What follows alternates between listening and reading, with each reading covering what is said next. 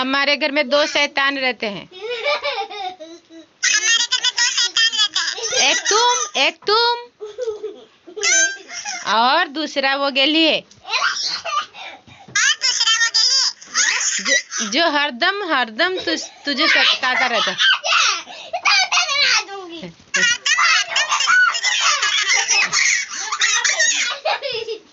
तेरे साथ कैसा झगड़ा कर रहा है, सुन रहा है इधर।